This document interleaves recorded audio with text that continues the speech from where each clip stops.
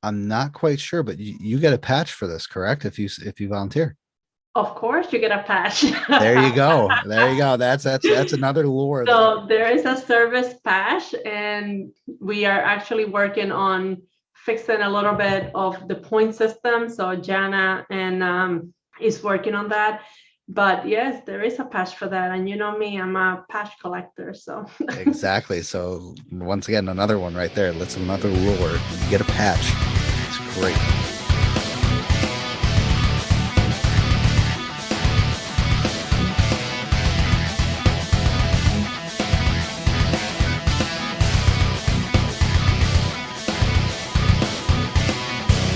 Welcome to Inside the Line, the Catskills. This episode is brought to you by Scenic Route Guiding. If you're ready to hit the trails, make sure you take the scenic route. Our guides are here to help you with your goals, big or small. Check out the Scenic Route Guiding and gear rentals on Instagram and Facebook for more information. Also, if you mention the podcast, you can get 10% off. Use the code Mountain Lion.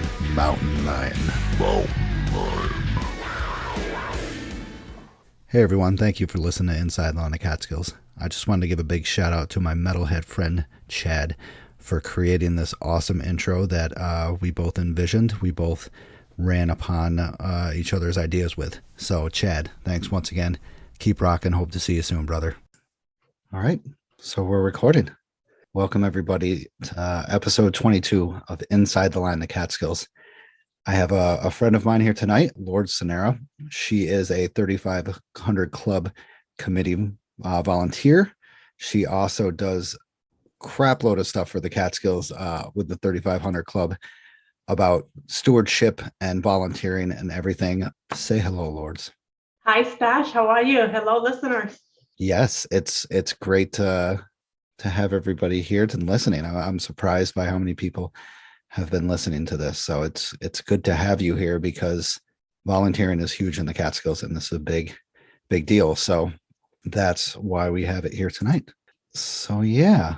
So thank you for the monthly subscribers, Katrina Weinig, Darren White, John Comiskey, Vicky Ferreira, and John C. Thank you very much for your donations monthly. It means a lot. So also move on to other donations.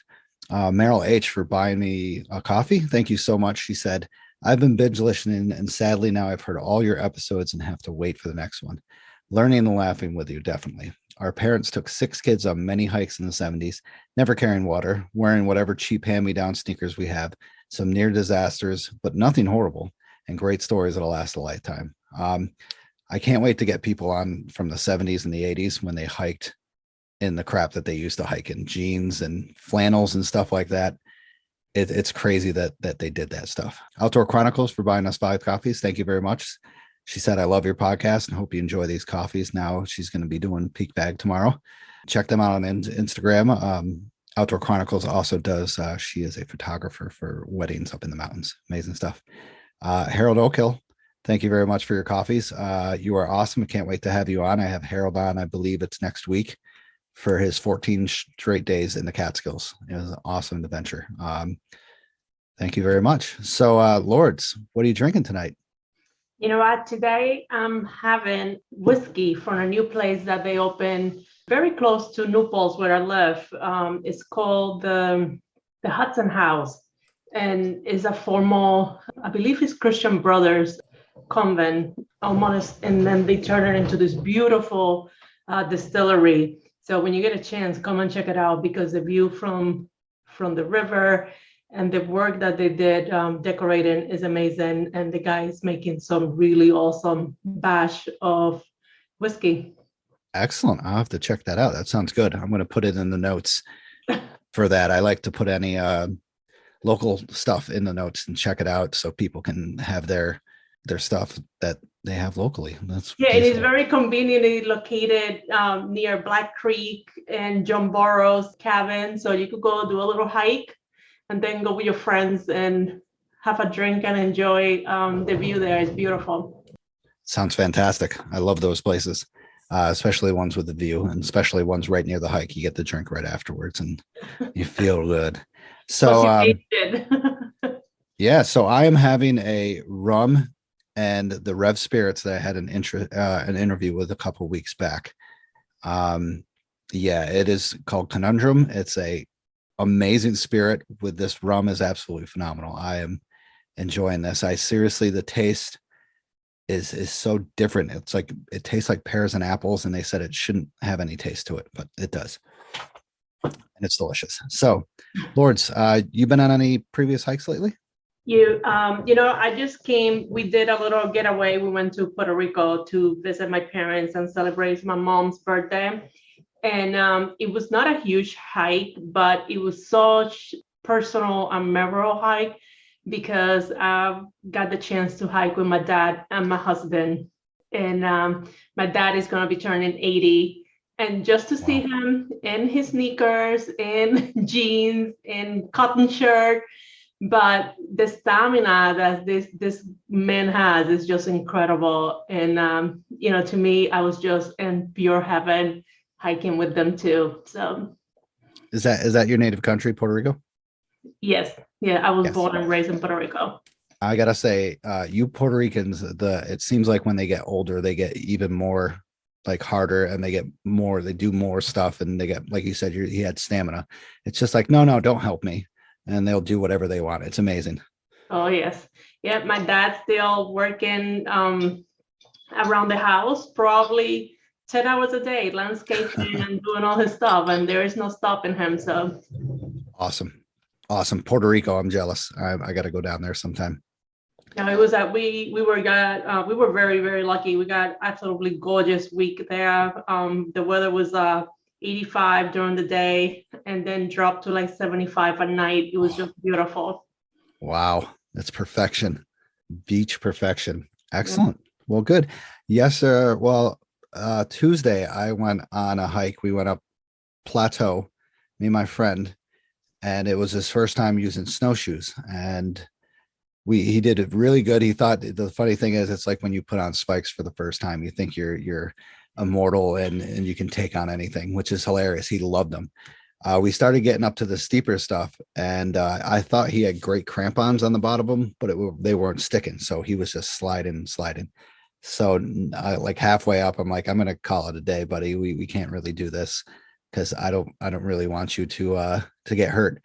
And he was just like, oh, okay. He's like, but what about the summit? I'm like, I don't give a shit about the summit. And it doesn't, you know what? It doesn't bother me. And we went down a little bit. We got down to like a steep spot. And I'm just like, no, you're going to have to try and butt slide. And he's like, okay, I've never done that before. I'm going down and I'm doing it. And all of a sudden he flies past me and he is like going out of control. His eyes are wide open. He's scared, but laughing. And he like runs down and hits a little flat spot and just like bottoms out and just laughs his ass off. And he goes, I basically was fearing for my life right there, but I had so much fun. I was just like, yeah, like that's what butt sliding is. But Plateau is beautiful. Snow is probably melted a little bit right now, but so the trench is going to be either gone or there's going to be no trench due to the new snow coming. So, but like I said, this is going to be published in like a week or two. So just bring your snowshoes and spikes. That's all I got to say. That said, I always remember my very first hike that I didn't have my spikes and we were going up Sugarloaf, and it was very early in October. And we got to a point that it was just no way. And my friend Jessica, she got ahead, climbed, took her hill sounds and threw them down to me. So I was able to like then go up.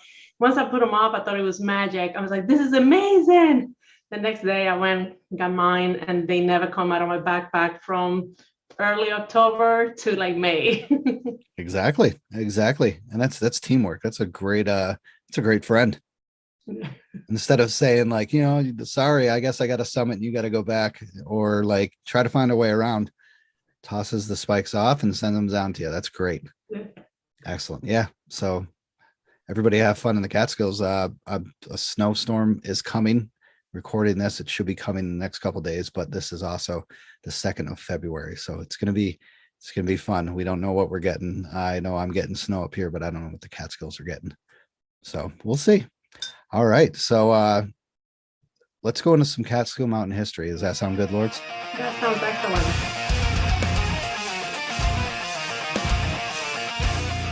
Okay, Lourdes wanted me to look up something about the Terrace Mountain Lean-To or the Wittenberg Woodland Valley area, and there's not much information about the Terrace Mountain Lean-To.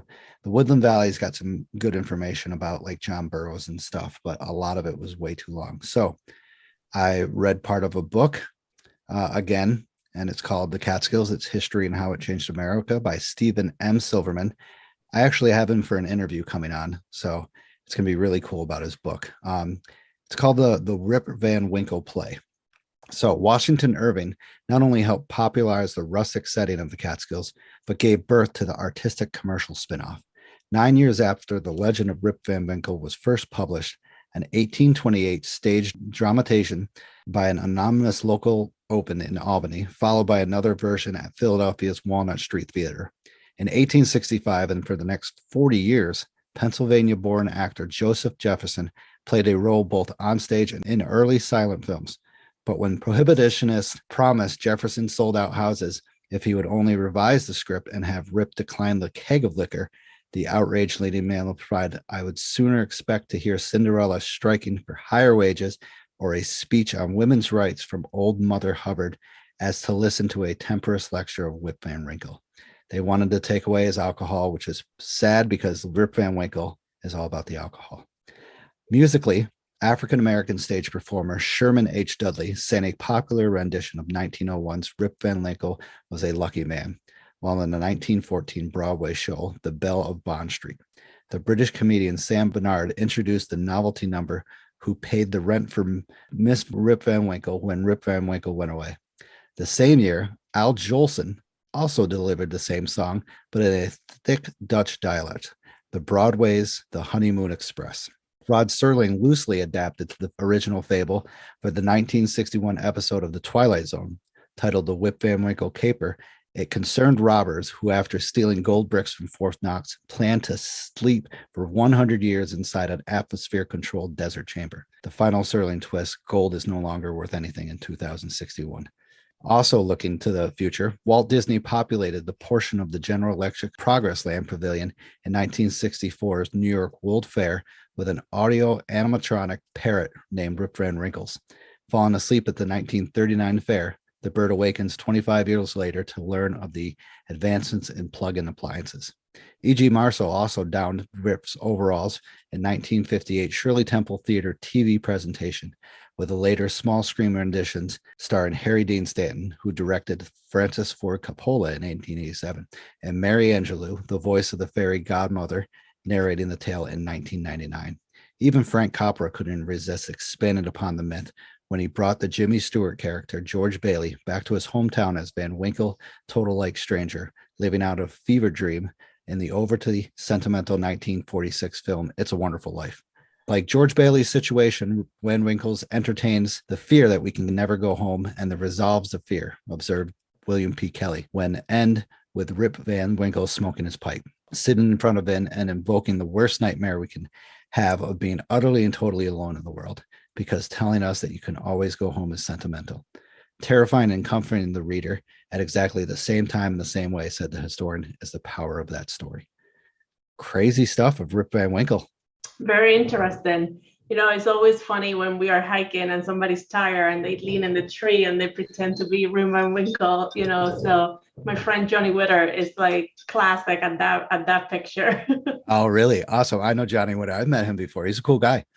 Oh, he's funny. He's a great hiker. Yeah. Oh, yeah. But that's some cool stuff about Rip Van Winkle. I didn't know he extended that long of the story to like everything. That's incredible. All right, so let's move on. Guest of the night is Lourdes Sonera, who is a trailhead steward, giving back stewardship in the Catskills, member of 3500 Club. So many accomplishments, so many roles, basically. So I'm very glad to have her tonight. I've worked with her before. I'm excited, and yeah, so let's check it out. So Lourdes, how you doing? Introduce yourself. I'm doing great, and thank you for having me, for inviting me, and thank you for having this podcast. When we were in the board together, I know that you always wanted to do more and your passion for education. So I know that you made that very hard decision to leave the board, but I was so confident that you needed to find your niche. And I think that your niche is in connecting people and educating.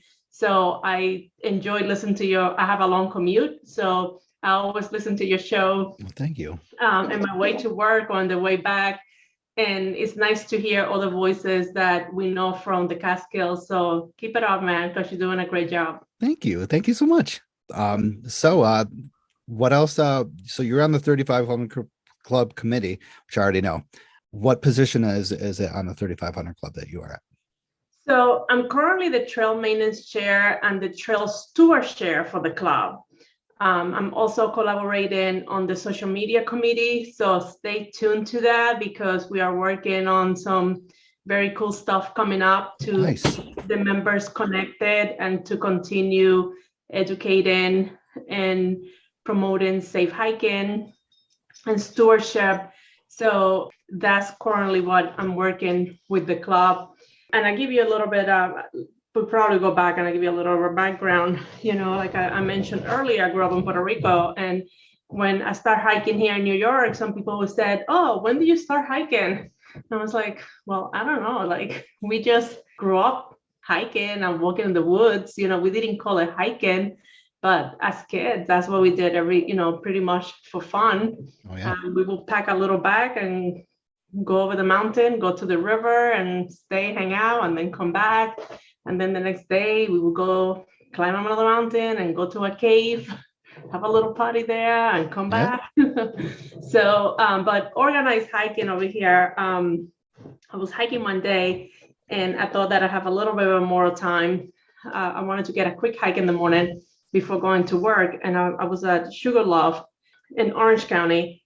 And I was like, oh, let me go this trail and let me go over that trail. And I realized that I said, shoot, I'm in a whole different parking lot. Like this mountain has different places. So there was a group of hikers and I said, how do I get to the other parking lot? And they said, well, which one? I was like, okay, that's great. I don't know. So they actually said, well, hike with us. And that's how I met the Hudson Valley hikers. And I started hiking with them. And it was absolutely addictive. Like every weekend, I wanted to be out hiking. Yeah. And they are a pretty group, hardcore hikers. And it was in the middle of the summer. And these people are talking about snowshoes, crampons, and gear. And I was like, I'm looking like, are you guys nuts? Like, I'm not hiking in the winter. Yeah. So, and they were all getting excited because everybody was going to go hike in the winter on the Catskills. So I learned a ton of information and about gear and about all that you need to carry, all the essentials with all the people on the club. So I know firsthand what is to be new to altitude and hiking, like serious hiking, not just going for a walk around the lake. So I found myself leading hikers with the Hudson Valley hikers. And very quickly, I knew that my passion was to lead beginnings hike because I found a lot of people were having the same issues that I faced at the beginning, that, it was more than just a little hike around the lake or, flat terrains or simple hikes. So that year I did all my Catskills and I got really I embraced winter hiking and I did all my 35 in a single season. And that winter, it was a mild winter. So, still, but it was beautiful. And since that, I totally fell in love with the Catskills and it's such a beautiful park. So I feel that I had to give back. They gave so much to me. And I'm committed to just give it all back to the Catskills and making sure that people have the same experience that I had, find a community where it was supportive. And it was definitely just more than hiking, right? It was mental health, it was, fitness, it was so much involved. And we need to keep that have to is paying forward. So we had to keep that going. Yeah. Wow. That's a great way to put it. I'm just like you, I was hiking. I was once a rookie. I did all my searching online and stuff like that, from where Oneonta, nobody really wants to hike and stuff. My days off were during the week. So, I learned everything by myself. But once, you do all those hikes and you fall in love with the Catskills. You're like, what can I do to give it back? What can I do to give back to the Catskills? And I found the 3500 Club. I found the volunteering. I became a SAR team member, and then I got involved with the club. So I'm just like, I feel the same way as you do. Like you just want to give back to the Catskills because of how much they gave to you. So awesome. So I guess you kind of just told my next question. What inspired you to take on this role? So that was. Well, there's a little bit of for the role himself. Jason, one of the HVH hikers, Jason Tamina, was big into posting trail maintenance hike, and I would tag along with Jason and learning from him what he was doing a little bit. And then he introduced me to Keith, who was the supervisor of Wawayanda State Park. And they were looking for a maintainer for Terrace Pond. And I said, well, how long is the trail? Blah, blah, blah. What is it? How is it located from my house? I said, yeah, I could do that.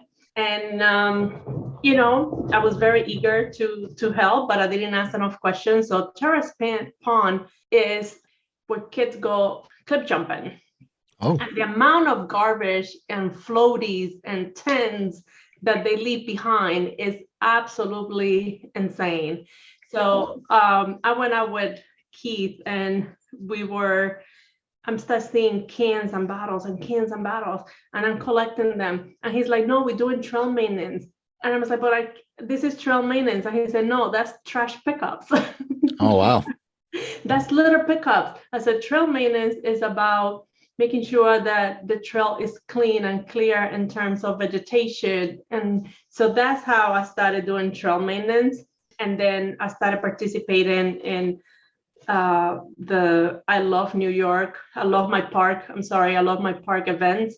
And that's how I met Ian Don. Nice. And then because I will post all of my outings on Facebook, people start calling and say, I'm doing this event. Can you gather some volunteers through Meetup? I was like, sure. I posted. I tried to get volunteers.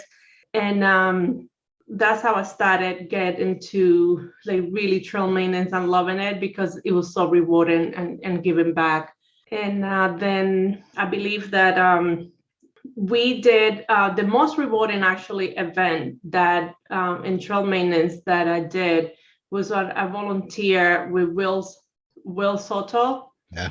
So he invited me to do a Devil's Path rehab. And I said, sure. Once again, I didn't ask enough questions of what was entailed for this event. And all of a sudden I found myself hauling massive pieces of lumber from Mink Hollow all the way to the summit of Sugarloaf. I remember that. It was the most difficult and endurance workout I have done in my life, but it was also the most rewarding project that we have done. So anytime that you climb Sugarloaf and you see the little block bridge there, just bow for me, please. That was amazing. I remember seeing those pictures, but walking across that, I was up there with my wife one time, and she's just like, how the hell did they get these up there? Oh, no, it was not fun. Everybody that was going up that day, any hiker that we found that was going up, we will ask, can you take a piece? And just whenever you get tired, leave it. And we will continue to take it from there up to the summit. But it was fun. It was really, really fun. And that's what basically got you into wanting to pursue more and actually get in the club, correct? Yes. Awesome. We're glad to have you on the club. Glad to have you on the committee. So the 3500 Club has been called more of a social club in the recent years, and gathering of hikers, and people question if it's ethical or not, because the park is forever wild area. And now there's a lot of people, too many people going in there, what they say, but that is all wrong. The 3500 Club does so much for the Catskills that behind the scenes that people don't even know that it's not just for the patch. It's not just for another patch, the winters or anything. The 3500 Club is massive in the Catskills. It's one of the biggest organization that gives back, and not just donations, not like time and volunteering. It's amazing. Behind the scenes, there was a big, not many people know that the 3500 Club was negotiating with the Goulds on Double Top and Graham throughout the whole thing. Not a lot of people knew that. That's a big deal that we tried to keep that to the hikers and stuff, but we couldn't do that. And that's it was a tough loss. We were all disappointed, but a lot of stuff goes behind the scenes with the Catskills 3500 Club. So Lourdes, name some stuff that you've done with the 3500 Club that we could brag about, really. Well, I think that from the start of the club definitely from the very beginning was just more than a hiking club. Eleanor, who was one of the founders of the club, she in the second canister, she's already posting that she was organizing cleanups for Wittenberg Mountain. Oh, wow.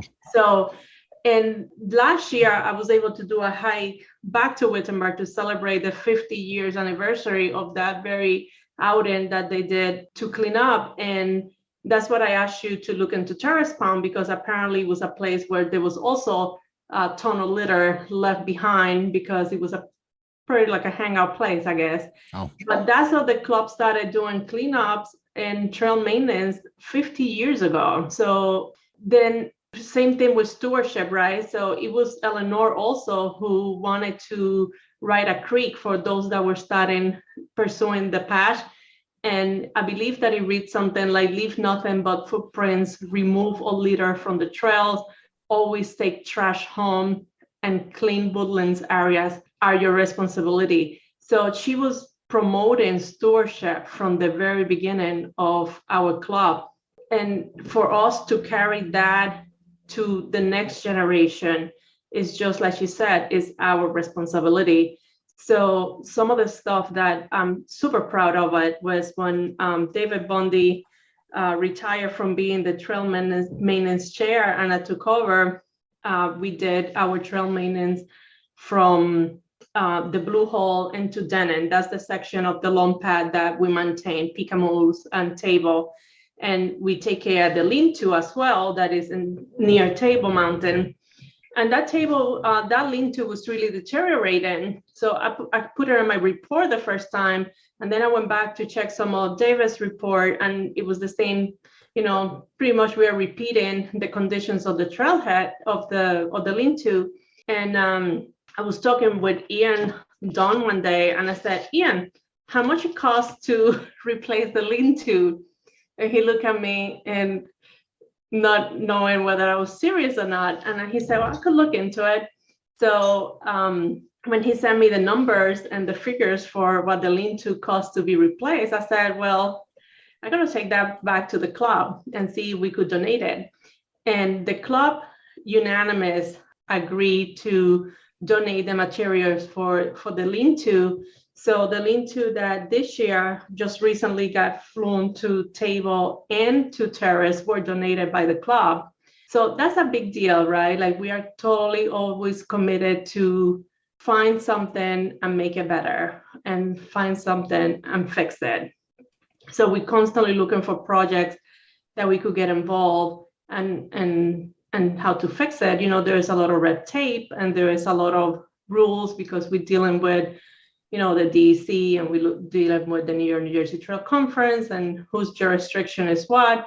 But we were able to work with everybody and all the partnership, and those two lean-tos are going to be ready to be used this spring. Yeah. Amazing. See? And that's just one of the accomplishments in lean-to. We have because of you, trailhead stewards, which is huge in the Catskills. This is our first year. I'm pretty sure everybody on the committee was involved some way or another. It was volunteering, and what an amazing experience. This is my first time being a steward. I'm guessing it's probably a lot of people's first time. And wow, what a way to give back is to educate. That's one of the reasons why I'm doing this, is to educate. And wow, let's talk about the trailhead stewards for a second. Well, let's wait on that, but that's one of the things we'll talk about. You also, of course, trail maintenance you do from Blue Hole all the way to Table and Denning. So that's amazing. You guys also coordinate with New York, New Jersey Trail Conference for random cleanups that they need help with. You also do a roadside pickup, correct? We do. So we do adopt the highway, and that is in Route 214, right? We normally park at the Devil's Tombstone parking lot. And that's another big win in there. When we started doing cleanups there, I remember that we got one time a mattress, tires, and an immense amount of litter in there. The DOT did some work in that road as well. But since the pandemic, we have seen an immense reduction of garbage and litter the last time that we were out there. And now we have a good partnership also with the person who maintains the Tombstone campground. So we communicate when we are going, and we help them clean the campground as well if it's necessary. So, it's always making those connections, right? Is partnership, it's a give and take. So we do that every year, 2 times a year, and that's a great event because all the old timers show up. Sometimes they don't even RSVP, but they know what it is, and Yep. they just show up. And then we get parents who bring their kids to help. So it's a great way to spend the day together, then go for a little hike. There's always somebody planning a hike afterwards. But it's just it feels so good to me to give back. Yeah, I agree. My first volunteers with the 3500 Club was when you guys did the side roadway cleanup, and I did it with you and Chuck, I believe, or you and Charlie. And I found a possum's skeleton down there, so I got to take home a possum skeleton head. So pretty neat stuff. You can find some cool stuff, and you can find some horrible stuff. But I agree with you that the reduction of litter in the past couple of years has been phenomenal. Like going up to Panther Mountain, you could just see crap everywhere. It's still there, but it's not as much. So the word of education is getting out. Education is getting out. Don't leave no trace, stuff like that. So, and that's the 3500 Club being involved in education. They're not just there to donate or to organize the patches or stuff like that. They're there for education and for stewardship. That's what the club is about, is stewardship. It's amazing. So And Stash, don't forget, like this year, the DEC funded the stewardship program in partnership with the New York, New Jersey Trail Conference. But that was also the Summit Steward program was something that the club originally funded. Yep. So Jim was behind that. And I believe that, we gave over $5,000 for a few years just to fund the tours. And then this year, the DEC funded. So it's just to show that sometimes you have to start something and prove that it works to become bigger. So I know that they were super successful this year. We had a really good partnership with them, and we felt the connection right from the trailhead all the way to the summit. But that Summit Steward program was something that the club started funding from the beginning.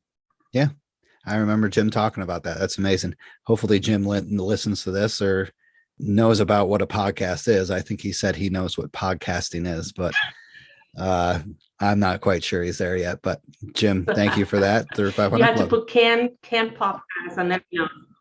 Yeah, I got to start doing something about canisters, and it'll snap his attention right away. So yeah, thank you once again. There's another accomplishment of the 3500 Club. So so you coordinate, what exactly do you coordinate with the trail or the 3500 Club with the volunteering? Well, I coordinate the volunteers for the trail maintenance and for the cleanup, but right now what I'm coordinating is the coordinators to run the trailhead program. So I'll give you a little bit of, you are very familiar how we started with this idea. It was during COVID where, the traffic and the Catskill triple overnight. And it's very easy to point all the things that are needed in terms of infrastructure and parking and more staff. But I was listening to a Zoom call one day, and they were going over this report that they have done in the Catskill and all the concerns that they had. And I'm saying, okay, parking, I don't have money for that. More rangers, I don't have money for that. So I say, how can I help? So I'm saying, a lot of the problems that they were mentioning were all back to leave no trace, right? Number one principle, being prepared. So I said, oh my God, it's leave no trace. Number one principle, being prepared. So I'm thinking, if we talk to these people before they start hiking, we are going to be able to make an impact. And I keep thinking on myself when I started hiking, and I had no idea what I was doing. So I saw that I called Lori Rankin because I knew that Lori ran trailhead program in the ADKs. And I said, Lori, do you think that we could run a trailhead steward program in the Catskills? And she's like, absolutely. And she was so encouraged. She encouraged me so much, and she was so supportive and kind of like how her program works. And I said, if you don't mind, can we mimic your program? Like, I don't see the need to reinvent a new program. We could just try to like mimic what you do and adjust it to the Catskills. And her and I started exchanging emails. And then I came to the club one day and I proposed that we start a trailhead steward program. And everybody said, okay, tell me more. Yeah. So we have a lot of conversations back and forth, and we try to figure out who we're going to partner with. And all of a sudden, the DEC came out with Adopt a Trailhead program. So we were able to gain our volunteer agreement directly through the DEC. And the way that it's written right now, we have flexibility to start a trailhead program at any trailhead in the Catskills. And we were the first organization in New York State to sign the agreement with the DEC for Adopt a Trailhead. So that's another big win for the club and for the Catskills. And our members have been extremely generous with their time. So last year we have 45 volunteers, and we started in one trailhead. So we started in Slide Mountain based on the data that we got from the DEC instead of rescues and issues in that mountain. So you and I were there the first day, and I remember it was cold, and we were a little like figure out things, how everything was going to look better, where we got to place the tent and all that good stuff. Yep. But I have to tell you, 45 volunteers, we spoke with 2,201 hiker. And every single interaction was a positive interaction. Like, people were very welcoming to talk to us, to share information, to ask questions. And there were a few situations that that it make a big difference for us being there. There were a few situations that could have turned into rescues, but we were there to assist those hikers. So yeah. Oh, I remember that day. That was, I showed up. I know we all showed up like nervous as heck. But within the first, it was a crappy day. There wasn't as much people as we thought there would be. The weather was pretty crappy, but after we got like 30 minutes, an hour into it, we were relaxed, we were comfortable, we were talking to people here and there, and they loved it. There was many times, I think I volunteered 3 or 4 times, I forgot.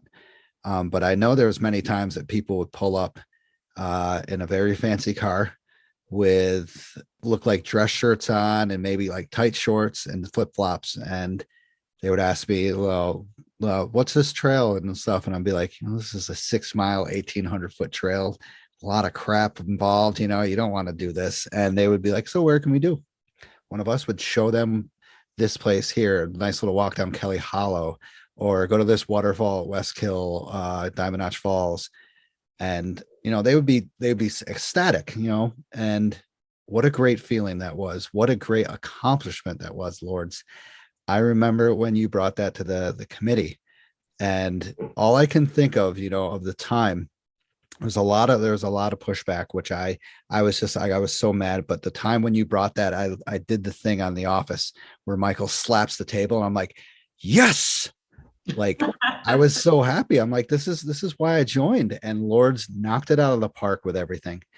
You should see the time and effort she put into this.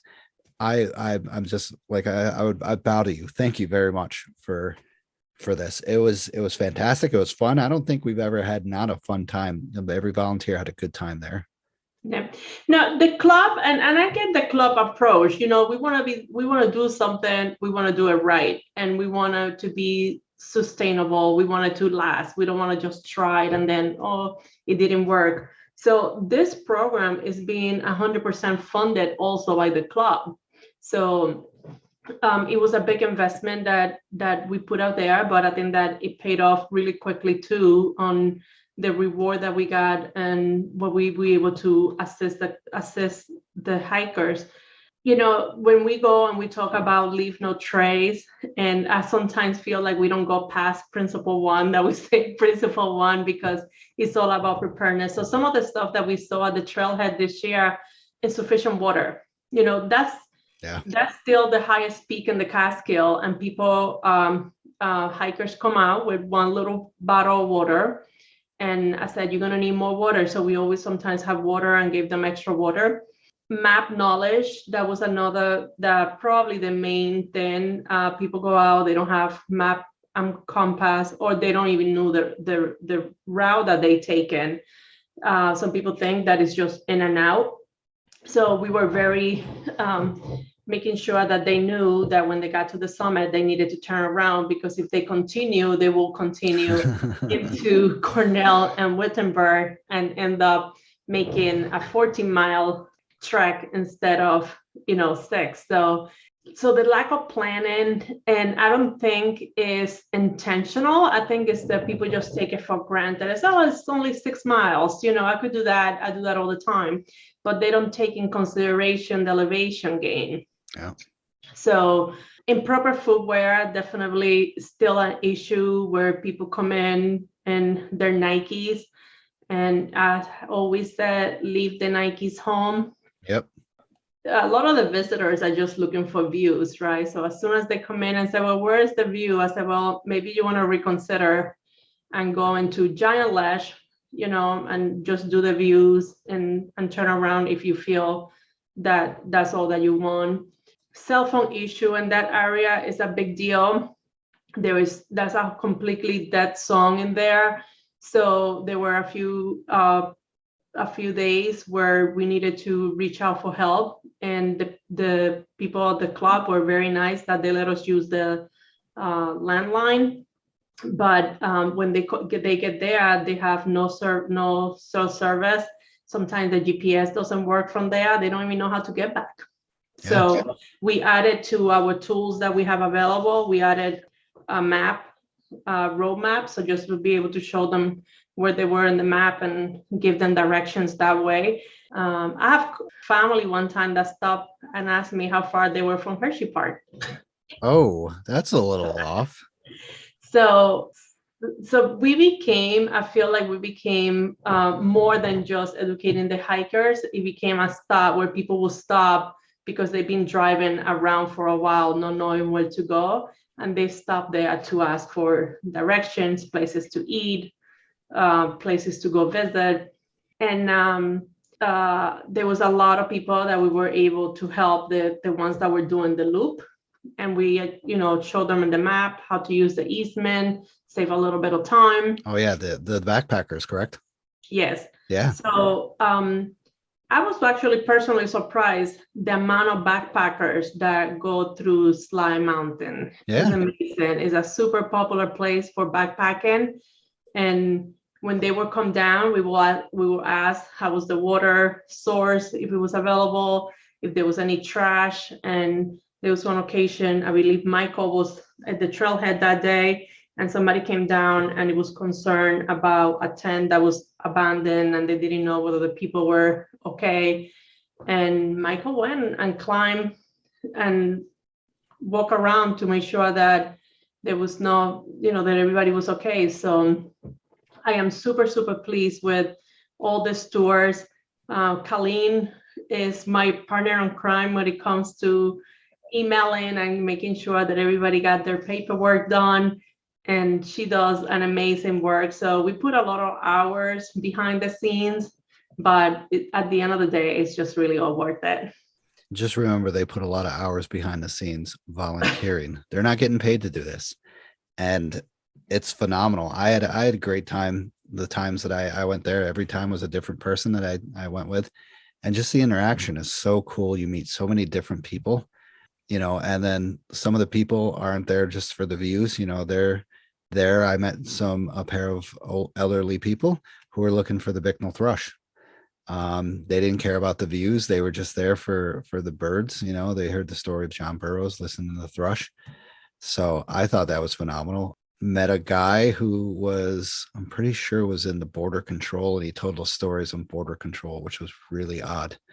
But just meeting the people, getting to see all the cars parked in there. And we always tagged the license plates where they were from, and we would get all over the place. It was crazy, but I had a great time. So Lourdes, thank you for all the time. Thank you, Lourdes, and everybody else has put their time into this. This is going to be, I think, huge within the next couple of years. It's going to blow up and it's going to be great. So Stash, today I actually set up the calendar for this summer. So we start the weekend on Memorial Day and we go through Indigenous weekend. So for those weekends, we do from Friday into Saturday, and just to make sure we cover everybody, as much exposure as we can, as much orientation and help we could bring out. So to become a steward is not, we created all the material and all the training is self-trained. So it's all digital, it's all virtually, from videos, little trainings that you have to get certified. And you could probably do it in a day or 2 days, just get self-certified for that. Oh, yeah. And have some basic knowledge of the area and obviously the map and be able to show. But I think the most important is just to have a great, friendly attitude, Yep. And welcome people, not being judgmental, just be able to assess the hiker real quick when they come in. And, is this person prepared? Do you see a backpack? Do you see water? Do you see proper shoes? And just ask them, what's your plan? And that was my main question. Yeah. What's your plan? And as soon as you said, what's your plan? You could see their eyes rolling like, I don't have a plan. Yeah. Go up.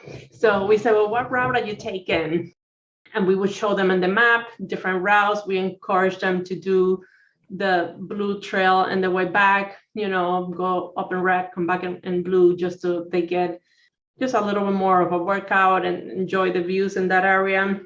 But like you mentioned before, just to have that to get to hear all the stories of the people that are coming. You got dad hiking with his young daughters. They were so cute. And then you have a group of 3 brothers that were hiking together, backpacking, because dad used to do it and they do it in honor of dad. So everybody comes to the forest for a different reason. It's just so amazing to be able to share that space, and we become man-like, our minds connect, right? And so I truly enjoy it.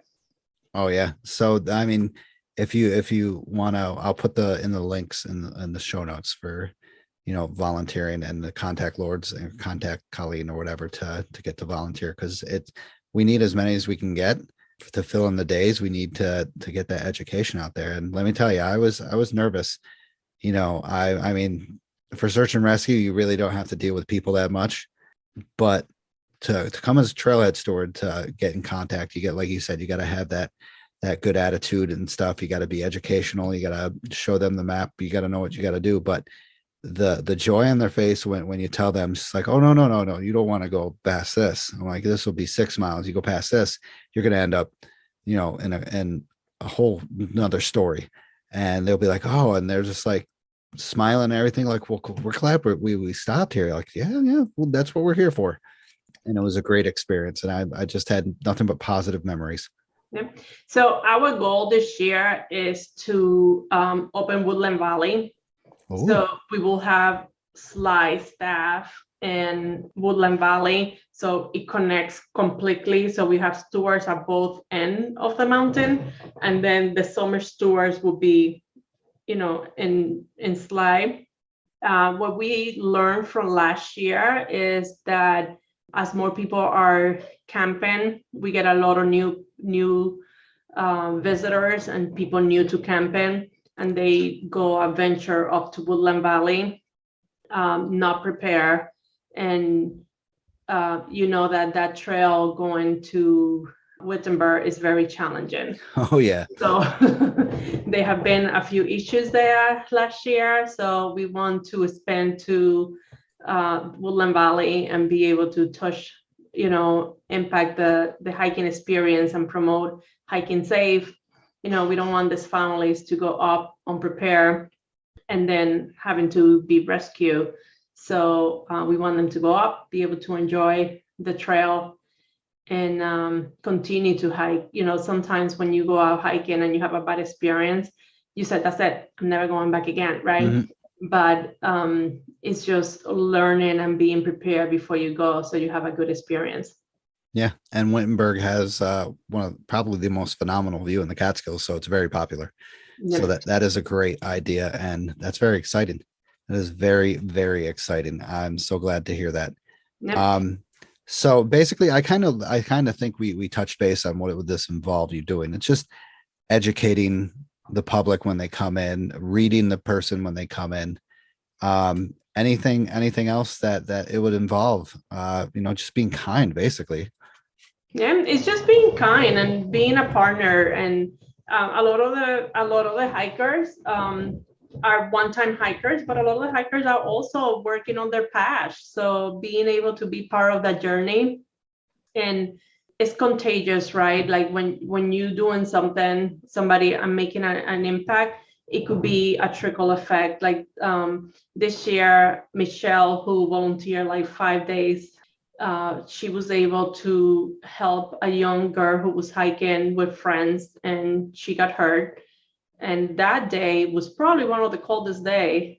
And Michelle kept her warm and, took care of her until the rest of the group came back and stayed with her. That young lady could get hypothermia very easily because it was so wet that day.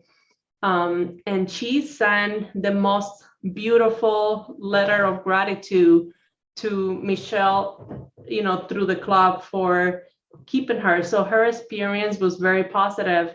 Hopefully she's still coming back and she's hiking and she have learned prepare better this time.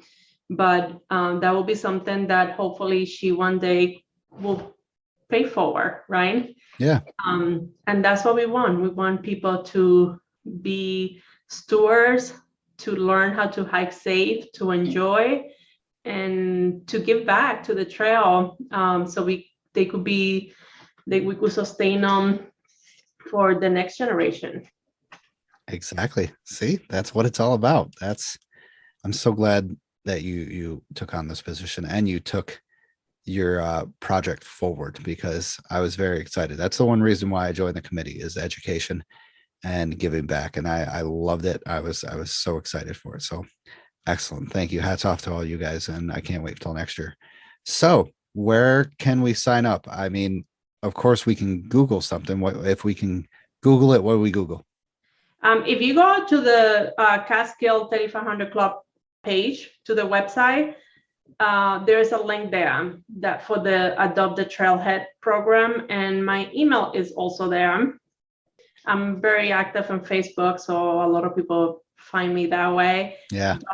But anything through the club Facebook page or through the club webpage would be probably the easiest way. My email is there, and then I will send you a link we use Sign Up Genius, so it's a pretty easy way to sign up and pick up the days that you want.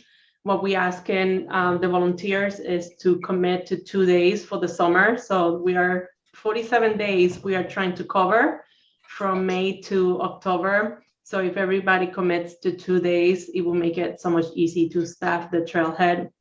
And hopefully we are able to expand to Woodland Valley this year.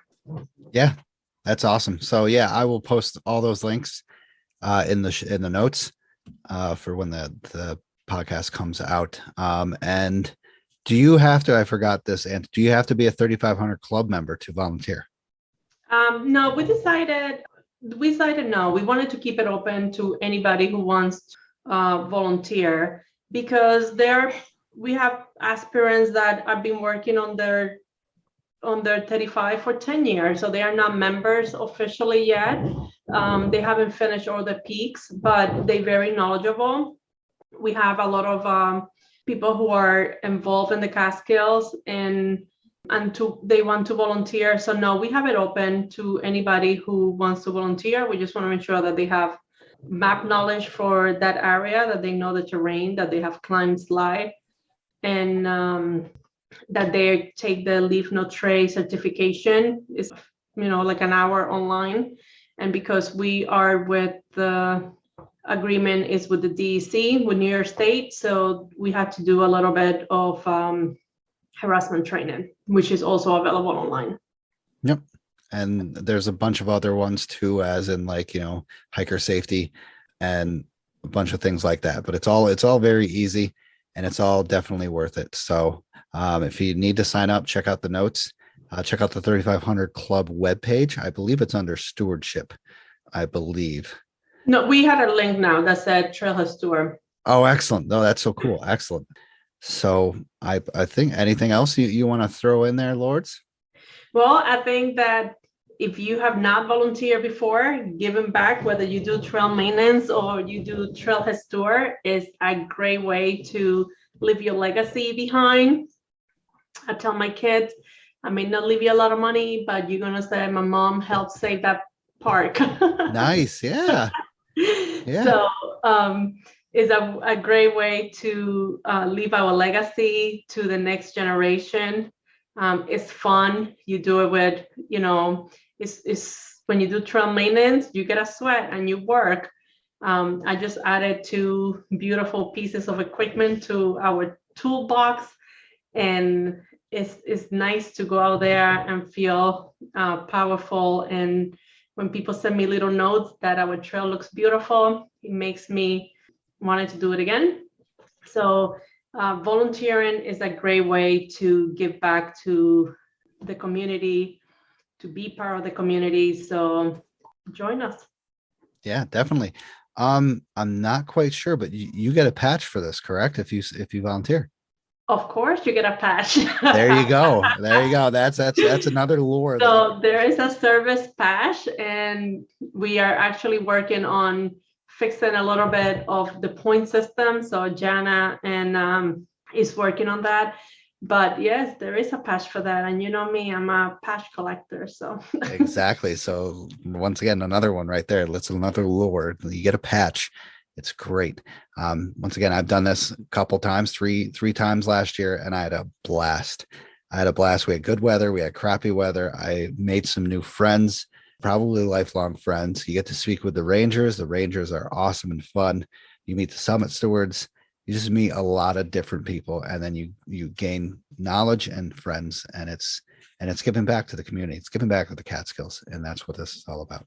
So excellent. Lourdes, thank you so much for not only for this interview, for your volunteering in the Catskills and your time of loving the Catskills. I don't know if you have as much passion as I do, probably. So going forward with this plan and project was a huge step in volunteering and a huge step for the community, for the Catskills. I'm so excited.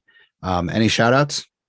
Well, I want to give a big shout out to all the club board members, because I think that we have a great combination of our old timers and some new people in the club. And it's great to how they collaborate and bring the origin, the purpose of the club, and how we want to evolve and continue to be around for many years to come. And their generosity, like, we, every time that I have come with a crazy idea, I know that they look at me like, there she comes again. But they have always been super supportive and support so many initiatives. There's an organization, Team Wilderness, that deal with kids that from low income, and they bring them to hike in the Catskill, and our club have support that and make some of their hikes experience happen. So I think that our club is super generous, and Maria is doing a fantastic job transition the club to set off to be solid for the future. So I think there's a lot of good stuff. I will probably say the best is yet to come, so stay tuned. I'm excited. And I agree with that shout out.